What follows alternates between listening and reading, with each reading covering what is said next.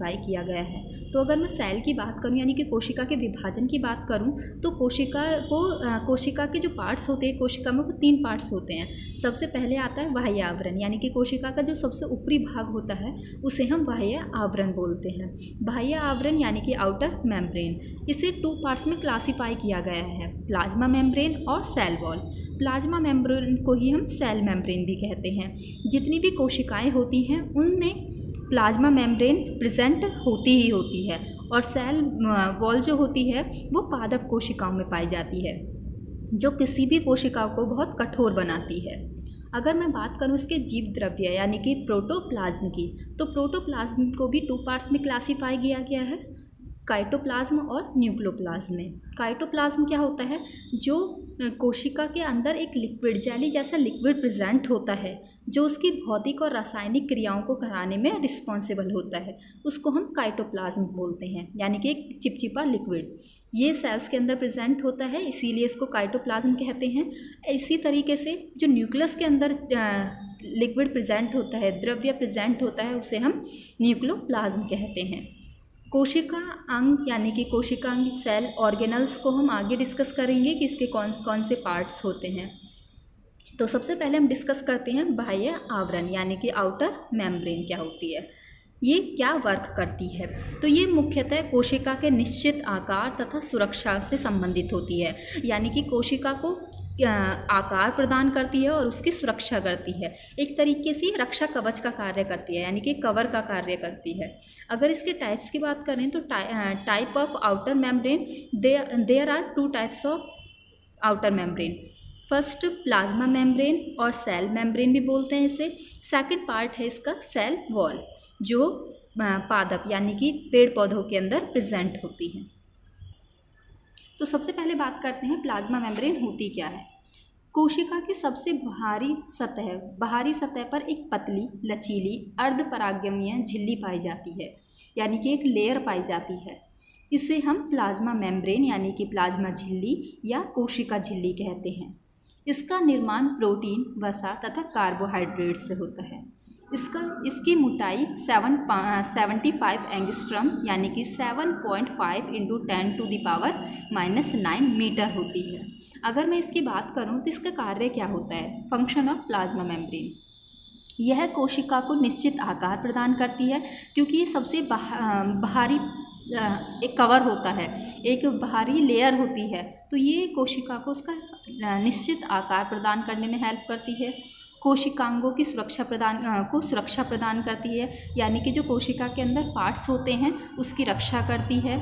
यह मेम्ब्रेन विशिष्ट आयनों या पदार्थों को ही सेल के अंदर या बाहर जाने देते हैं, यानी कि मेम्ब्रेन के अंदर जो अवशिष्ट पदार्थ होते हैं उन्हें बाहर निकालती है और जो उसके लिए आवश्यक एलिमेंट्स होते हैं, तत्व होते हैं, उन्हें सेल से बाहर जाने देती है। जैसे कि अगर हम बात करें कार्बन डाइऑक्साइड की, अगर सेल के अंदर कार्बन डाइऑक्साइड ज़्यादा होता है तो ये मेम्ब्रेन क्या करती है, उस कार्बन डाइऑक्साइड को सेल से बाहर भेजती है। और इसी तरीके से वाटर की भी जो आदान प्रदान की क्रिया है वो इसी के द्वारा संपन्न होती है, यानी कि जब वाटर की अमाउंट बाहर ज़्यादा हो जाती है और सेल्स के अंदर कम होती है तो ये मेम्ब्रेन क्या करती है, वाटर को अंदर कन्वर्ट कर देती है, यानी कि वाटर को अंदर जाने देती है। तो इस तरीके से छानने का काम करती है, प्योर सब्सटेंस को अंदर जाने देती है और इम्प्योर सब्सटेंस को बाहर भेजती है। सेकंड पार्ट है कोशिका भित्ति यानी कि सेल वॉल। सेल वॉल क्या कार्य करती है, पादप कोशिकाओं में प्लाज्मा झिल्ली के चारों ओर दृढ़ तथा मृत सेल्यूलोज का बना आवरण होता है जिसे सेल वॉल कहते हैं। यानी कि ये जो सेल वॉल होती है ये सिर्फ पादप कोशिकाओं में प्रेजेंट होती है। ऐसा क्यों होता है, क्योंकि पेड़ों को ये दृढ़ बनाती है, यानी कि स्ट्रॉन्ग बनाती है। और ये जो सेल वॉल होती है ये सेल्यूलोज की बनी होती है। अगर इसके कार्य की बात करें तो कोशिकाओं को सूखने से बचाती है, क्योंकि जो वाटर होते हैं उनमें वाटर की अमाउंट होती है, तो ये क्या करती है, एक दृढ़ यानी कि सॉलिड आवरण बना देती है बाहर, जिससे क्या होता है, पेड़ को वो सूखने से बचाता है। पादप कोशिकाओं को दृढ़ आकार प्रदान करता है और रोगाणुओं को कोशिका में जाने से रोकता है। तो ये कार्य होते हैं सेल वॉल के।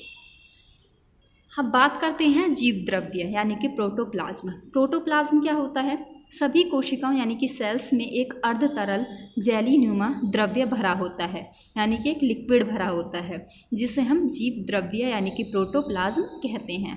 अगर इसके पार्ट्स की बात करें तो इसके 2 पार्ट्स होते हैं, कोशिका द्रव्य और केंद्रक द्रव्य। कोशिका द्रव्य यानी कि काइटोप्लाज्म और केंद्रक द्रव्य यानी कि न्यूक्लियोप्लाज्म। काइटोप्लाज्म क्या होता है?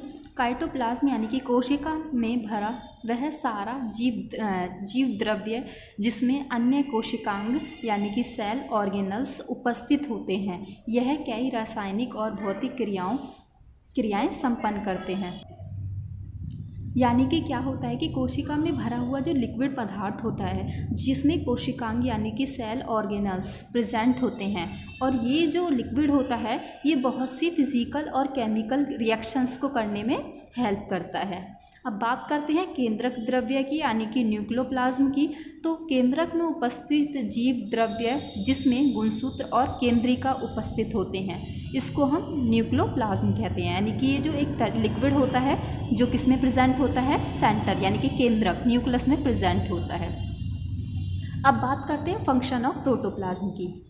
क्या कार्य होते हैं प्रोटोप्लाज्म के? तो यह सेल ऑर्गेनल्स के बीच पदार्थों का आदान प्रदान करता है। जैसे पदार्थों का रिक्वायरमेंट, जिन सेल्स को जिस भी पदार्थ की रिक्वायरमेंट होती है ये उसे आदान प्रदान करता है। यह अमीनो अम्ल, ग्लूकोज, विटामिन, आयरन आदि का संग्रह करता है। यानी कि जो प्रोटोप्लाज्म होता है इसके अंदर अमीनो एसिड्स पाए जाते हैं, ग्लूकोज पाया जाता है, विटामिन्स प्रेजेंट होता है और आयरन, और भी बहुत सारे जो आवश्यक तत्व हमारी बॉडी के लिए ज़रूरी हैं वो सभी इसी लिक्विड के अंदर पाए जाते हैं, यानी कि कलेक्ट किए जाते हैं। यह उपापचय पथ की तरह भी कार्य करता है, जैसे कि ग्लाइकोलाइसिस आदि।